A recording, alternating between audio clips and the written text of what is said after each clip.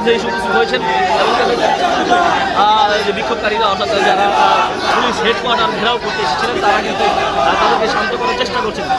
তারা চেষ্টা করছে আপনাদেরকে সরাসরি ঠিক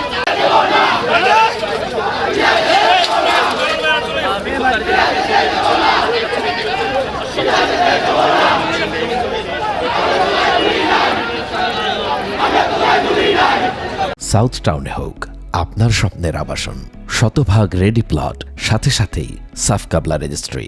করার চেষ্টা করছেন।